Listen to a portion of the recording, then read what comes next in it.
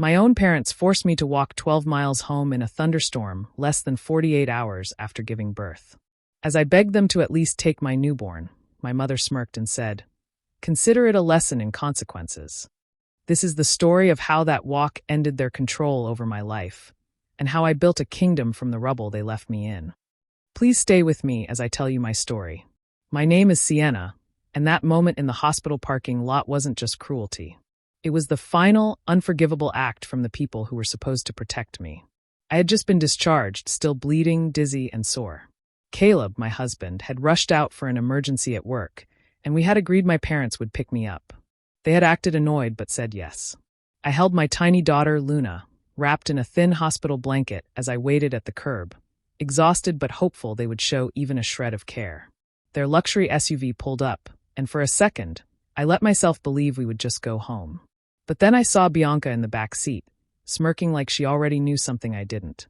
My mother rolled down the window and said they changed their plans. They were going to a brunch to celebrate Bianca's newborn. My father didn't even look at me when he said I could use the walk to toughen up. I begged them to at least take Luna, just until I got home. My mother's lips curled. She said I needed to wash the uselessness off me. Then they drove off fast, splashing muddy water across my legs and the blanket covering my baby. Bianca didn't say a word. She just waved, mocking, like this was entertainment. I stood there shaking, half from the cold and half from shock. There was no bus, no taxi, nothing. I adjusted Luna against my chest and started walking. The sky opened within minutes. The rain hit hard, soaking through my gown, making it stick to my skin. Each step burned. My stitches felt like they were tearing open again. I kept whispering to Luna that it was okay, even though nothing was okay. My vision kept blurring, and I tasted blood in my mouth from how hard I was clenching my teeth. Around the halfway point, I truly thought I might collapse. Cars passed by without slowing. The world felt gray and distant. I remember thinking, this is it. This is how I die, with my baby in my arms, because my parents didn't think I mattered. Then Ruth appeared. A simple station wagon, old but warm-looking, pulled over. She stepped out, an older woman with soft eyes and a raincoat too big for her. She didn't ask questions. She just opened the back door and guided me in, turning the heat on full blast. I cried the entire ride home. When Caleb returned and saw me curled on the couch with Luna, soaked and shaking, he broke. He kept hugging me, apologizing, furious at himself and at them. I held his hand and said quietly, "I am an orphan now." And for the first time, I meant it. The part of me that still hoped they could love me finally died that night. And something stronger began to grow in its place. As I recovered at home, small moments kept pulling me back into memories I had tried to ignore for years. Every time I held Luna or felt Caleb's steady presence, another piece of my past shifted into place, showing me how long I had been treated as someone who barely mattered. It was like watching a movie of my own life, one where I was always standing in the background while Bianca shined in every spotlight my parents created. I remembered her wedding clearly. It was the kind of event people talked about for weeks: floral arches, a designer dress, and guests my parents bragged about knowing. They treated the day like a royal ceremony. My father couldn't stop praising Bianca's husband, calling him perfect for our family. My mother glowed with pride the entire night.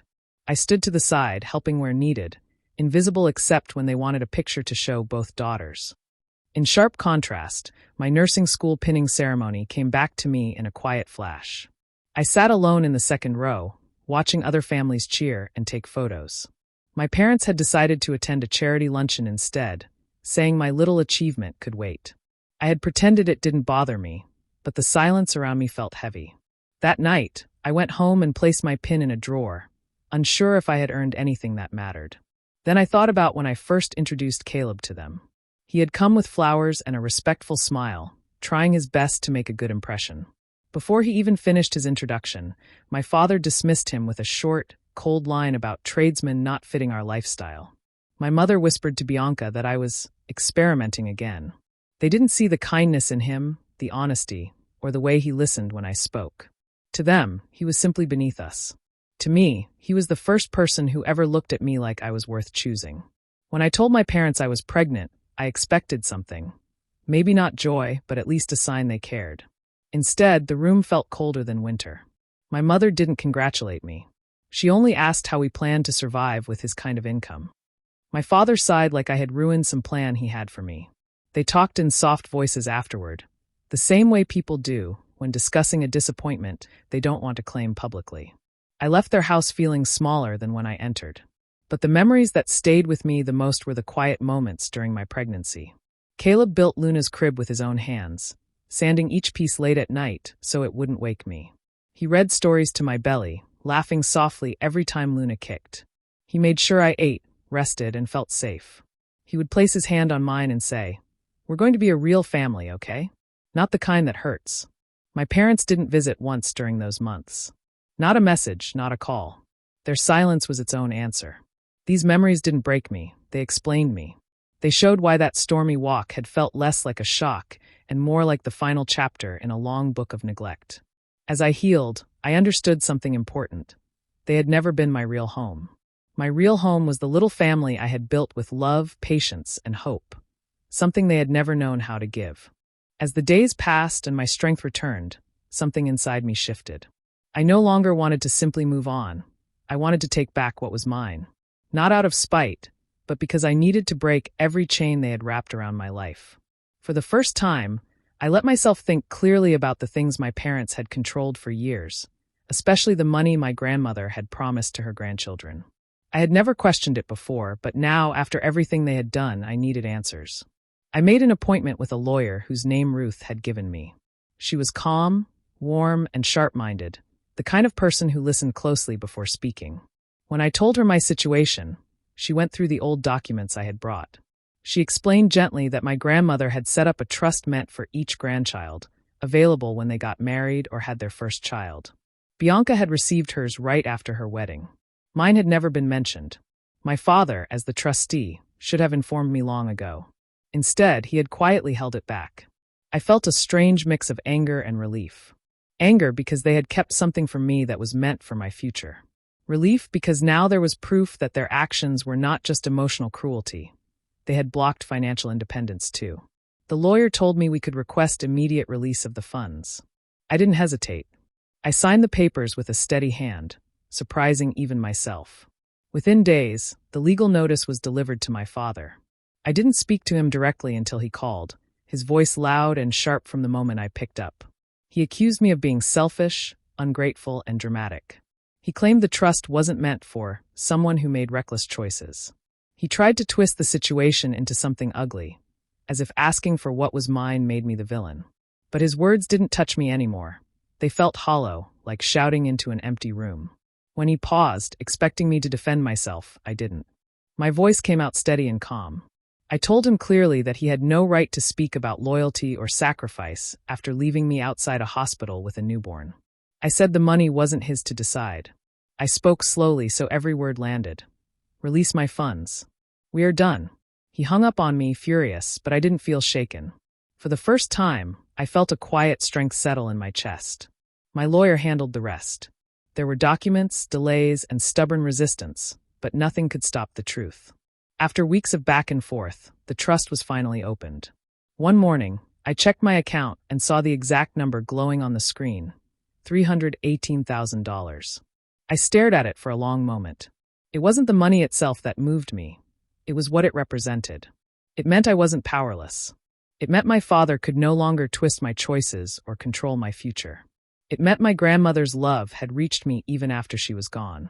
I closed my eyes and breathed in deeply. That deposit was more than a financial win. It was the first real proof that I could stand up to them and succeed. And it was only the beginning. With the legal battle behind us, life finally felt open, wide, and full of choices that belonged only to us. There was no rush for grand gestures. We wanted steady steps, small decisions that would shape a life far away from the shadows I had grown up under. When the money arrived, we didn't celebrate loudly.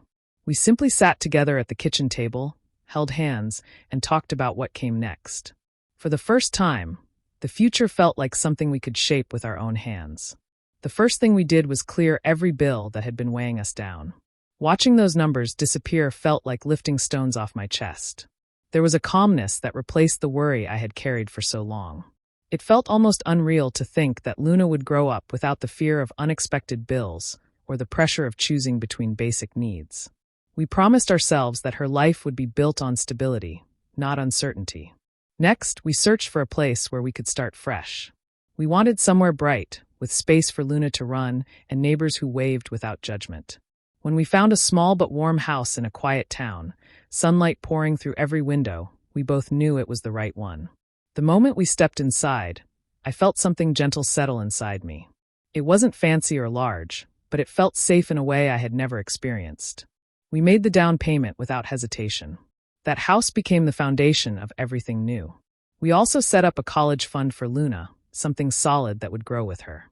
It was comforting to know that her future had a strong start, something she could rely on no matter where life took her. It felt like giving her a gift I never had, the freedom to dream without limits. Caleb used the insurance payout from his old workshop to bring another dream to life. He rented a clean, open space and started building a real woodworking studio. He invested in better tools, stronger equipment, and proper safety setups. For the first time, he had a workspace that matched his skill. His hands were steady with confidence. Slowly, word spread about the quality of his work. People came from nearby towns to order custom pieces. His name started appearing in small craft magazines, and soon he had more requests than he could finish in 1 week. Watching him grow in his craft brought me joy I didn't expect. His happiness became part of the piece we were building. We also made a decision that felt necessary. We changed our numbers and closed all paths linking us to my parents. No forwarding address, no social media with our location, no cracks for them to slip through. It wasn't running away. It was choosing quiet, choosing distance, choosing a life that didn't revolve around old wounds. Our new home became a place where laughter echoed, where dinners were shared without tension, where Luna fell asleep to stories instead of arguments. Day by day, our life became steady, warm, and ours alone. There was no drama, no conflict, no pressure to impress anyone. It was a soft kind of revenge, building a life without them, a life they could never ruin or reach. And every morning, when sunlight touched the walls of our new home, I felt the same gentle truth. We had finally built our fortress of peace. More than a year passed quietly, and our life had settled into a calm rhythm. I stopped expecting anything from my parents, and honestly, I believed they had forgotten about me completely. Our days were simple and steady. Luna grew fast, filling the house with small footsteps and bright laughter. Caleb focused on his work, and I spent my time building routines that made our home feel warm and safe. The silence from my family felt like a blessing, a clean space where nothing painful could reach us. Then one afternoon, while Luna was coloring on the living room floor, my phone lit up with an unknown number. I almost ignored it, but something in me decided to pick up. The moment I said hello, I recognized my mother's voice. It was soft, coated with sweetness that didn't fit her at all. She spoke like someone practicing kindness instead of feeling it. She said she had been worried sick, that too much time had passed, and that families should remain close no matter what happened. Every word felt planned, like lines she rehearsed before dialing. She didn't ask how I was. She didn't ask if I was safe. She went straight to Luna, saying she wanted to see her, hold her, spend time with her. She said she deserved that chance, as if it were a right she had earned. She tried to sound broken-hearted, using phrases like, "We should heal together," and "Don't keep us apart." I listened without interrupting, feeling nothing but a cold stillness where love should have been. For a moment, I simply watched Luna, absorbed in her drawing, humming softly to herself. That small picture told me everything I needed to know. My child was growing in a world filled with gentleness. I would never let confusion, guilt, or manipulation touch her. My mother's sudden concern didn't erase years of absence. It didn't erase the moment she left me on a sidewalk with a newborn. When my mother paused, likely waiting for me to melt the way I used to, I kept my voice steady. I told her she had made her choice long ago, on a day when I needed help the most, and she walked away without a second thought. I said I wasn't keeping them from anything. They had removed themselves. I reminded her that she closed the door, not me. Her tone changed instantly. The sweetness cracked, and underneath I heard the same irritation she used whenever she couldn't control something. She tried again, claiming she didn't want conflict, but the words no longer held any weight. I told her firmly not to call again. There was nothing left to fix, nothing left to pretend about. When I hung up, I didn't shake or cry. Instead, I felt a deep sense of release, as if a door inside me had closed gently and finally. The last thread connecting me to that toxic world snapped without pain. I looked at Luna again, and all I felt was peace. My mother's call proved something important. Leaving them had been the right choice. We weren't missing anything. Our home was whole without them. Life settled into a steady, warm rhythm after that final phone call. With distance from the past, our world slowly became brighter, fuller, and more connected than anything I had ever known growing up. What surprised me most was how naturally new bonds formed once the old ones were gone. It was like clearing a field that had been choked with weeds for years. Once the ground was open, good things finally had room to grow. Ruth, the woman who had helped me on the side of the road, became a real part of our lives. At first, she stopped by occasionally to bring Luna little knitted hats or drop off a warm meal. Over time, her visits became regular. She treated Luna with a gentle affection that felt genuine, patient, and safe. Before long, Luna started calling her Nana Ruth, and the name fit so naturally that none of us questioned it. Ruth never pushed herself into our space. She simply showed up with kindness, and we welcomed her with open hearts. Caleb's family wrapped us in their warmth too. They had always been supportive, but now they became an everyday presence. His parents visited often, bringing groceries, recipes, and stories from their own childhoods. His sisters adored Luna, making her laugh until she hiccuped. There was no judgment, no comparing, no cold glances. Just simple love, shared meals, and open doors. It was everything I had missed growing up, and watching Luna experience it made me feel like I was finally giving her something priceless. As life became stable, I decided to continue my education. Going back to studying while caring for a child wasn't easy, but I felt different now, stronger, more sure of myself. I enrolled in the nurse practitioner program and worked hard, pushing through long nights and tough exams. When I finally earned my certification, I doubled my income, but more importantly, I felt capable in a way I never had before. Patients trusted me. My coworkers respected me. I had built something meaningful with my own effort, not anyone else's permission. Caleb's career blossomed too. His new studio allowed him to focus on detailed, high-quality pieces, and soon his work caught attention beyond our town. A design magazine featured his handcrafted furniture, calling it art with purpose. Orders increased, and he took on projects that excited him. Custom tables, intricate cabinets, and even a piece for a local boutique hotel. Seeing his pride grow day by day made our home feel even more hopeful. Our house, once just a fresh start, slowly turned into a place filled with memories. The walls held framed drawings from Luna, polished shelves Caleb built himself, and small gifts Ruth had made. Even the air in the house felt lighter, full of laughter, music, and the everyday sounds of a family that felt complete. Luna thrived in this environment. She grew into a confident little girl with bright eyes and a fearless attitude. She spoke her mind, explored everything with curiosity, and loved freely because she was surrounded by people who genuinely cherished her. Every corner of our life reflected growth, healing, and joy. It was the clearest proof of all. When you create your own family, one built on love instead of duty, you don't just survive, you bloom. Time moved forward, and I focused on my own life, not expecting to hear anything about my parents again. I had no interest in checking up on them, but sometimes news travels without being asked. A coworker who used to know my family mentioned small things here and there, and each detail felt like a quiet reminder that life has a way of balancing itself without anyone lifting a finger. I first heard about my father's troubles through an old neighbor who messaged me out of nowhere. She said his company had been struggling for months. At first, I didn't react. My father had always acted as if nothing could touch him. But the more I heard, the clearer the picture became. He refused to adjust his business plans even when the market changed. He ignored advice from younger partners and dismissed new trends that didn't match his old views. That stubborn pride, the same quality he used to control everyone around him, finally turned against him. Contracts slipped away, investors backed out, and the empire he had bragged about for years began breaking down piece by piece. Around the same time, I heard about Bianca through a distant cousin who bumped into her. Her husband, the man my parents praised endlessly, had been caught up in a serious financial mess. The story spread fast. He had been involved in shady deals, and when things fell apart, he distanced himself from Bianca rather than stand by her. He left her to face the embarrassment alone. The cousin described how Bianca looked, tired, overwhelmed, and carrying the weight of a life she never learned how to manage. She was caring for her child by herself, juggling bills, and trying to keep up appearances. The girl who once smirked at me from the back seat now faced struggles she had never imagined. And then came the stories about my mother. A former family friend mentioned that Eleanor was hardly invited anywhere anymore.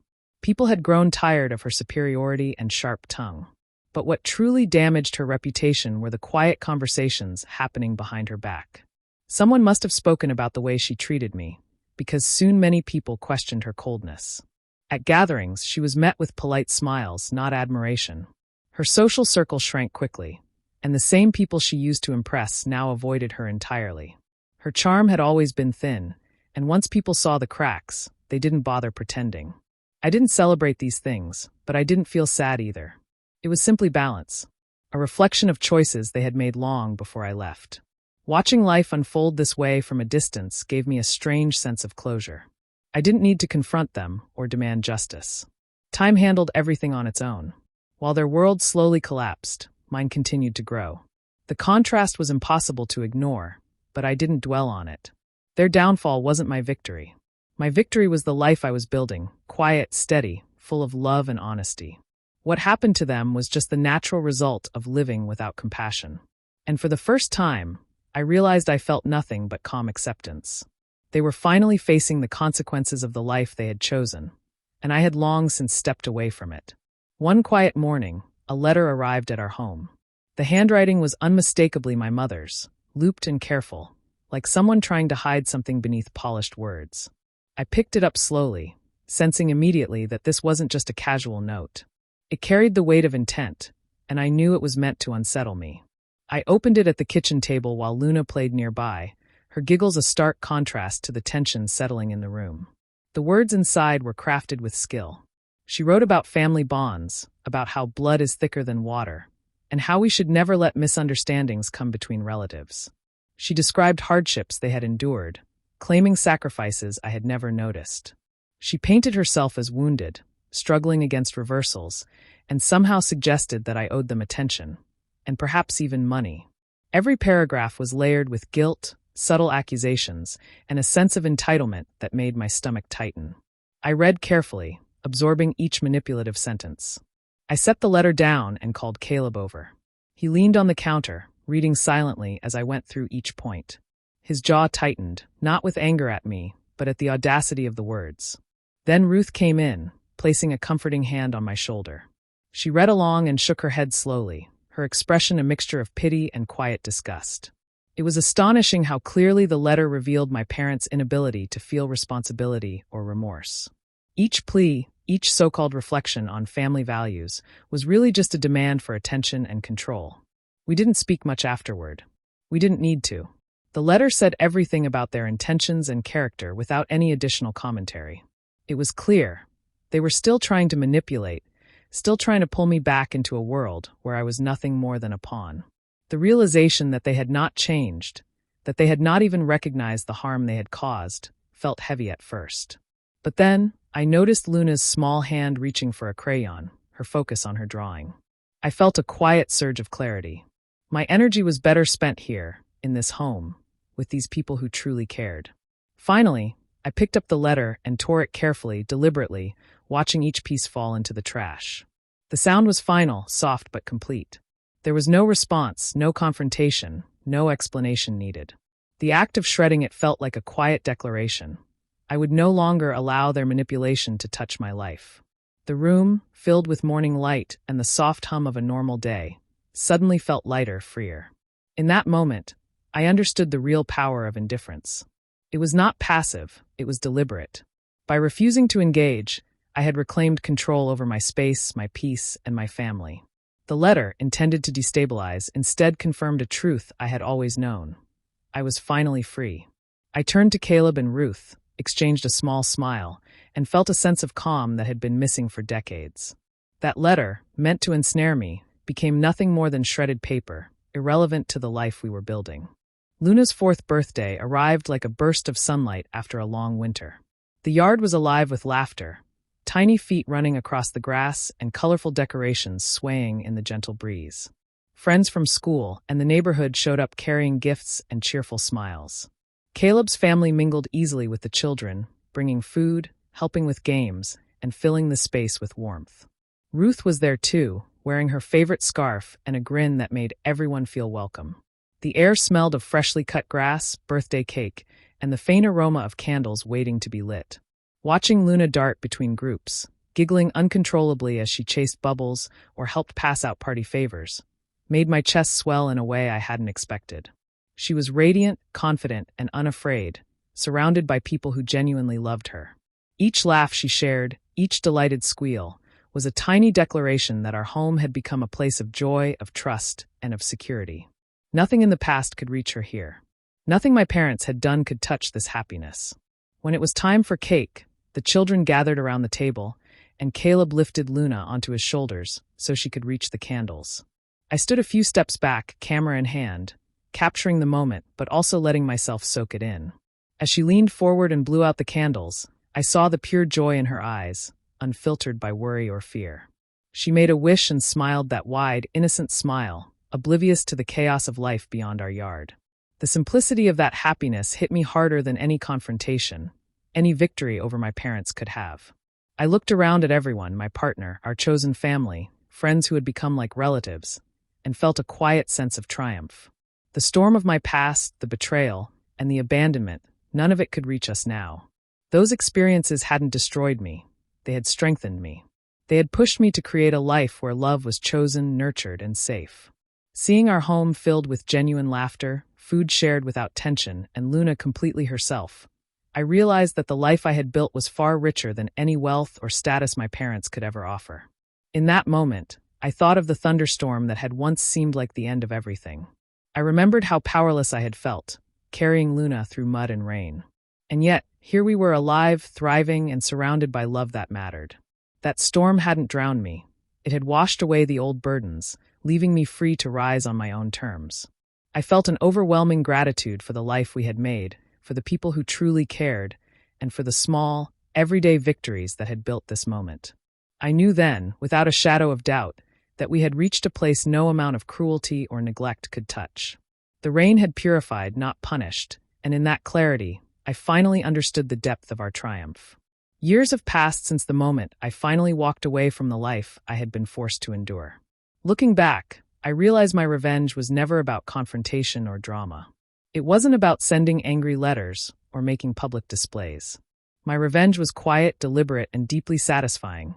It was the life I built for myself and for Luna, one filled with love, respect, and true freedom.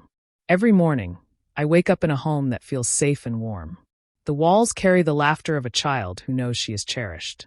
The meals are shared with people who genuinely care, not because they feel obligated, but because they choose to be there. Caleb and I work together as equals, supporting each other in ways that feel natural and unforced. Our partnership is grounded in trust, communication, and a shared vision for our family. That stability is a kind of strength my parents could never provide. Watching Luna grow is my daily triumph. She is confident, curious, and secure in the knowledge that she is loved unconditionally. She doesn't carry the fear, doubt, or insecurity that haunted my childhood. That alone is a victory no money, status, or manipulation could replace. Every hug, every bedtime story, every proud smile she gives me is proof that my choices have created something enduring, something no one can take away. I've also built my career and independence in ways my parents never imagined. Every milestone I reach, every patient I help, every challenge I overcome, is a testament to my resilience. The freedom to make my own decisions, to carve my own path without interference, is the quiet triumph that defines my life. It is peace earned through determination, intelligence, and unwavering self-respect. Even though my parents are a part of my past, their influence has no hold over me anymore. I don't dwell on their failures or my hurt. Instead, I focus on the legacy I am leaving, one of love, integrity, and strength. My revenge isn't loud or visible. It's woven into the fabric of our daily lives. It's in the laughter echoing through our home, in the confidence and happiness of my daughter, and in the partnership I share with Caleb. That night, I understood fully that I was no longer defined by the people who once abandoned me. I had shed the weight of their expectations and cruelty. In that liberation, I became exactly who I was meant to be: Luna's mother, Caleb's equal partner, and the unwavering author of my own destiny. Do you think I did the right thing by walking away from my parents, or should I have given them another chance? I'd love to hear your thoughts in the comments. For more stories like this, subscribe and hit the bell.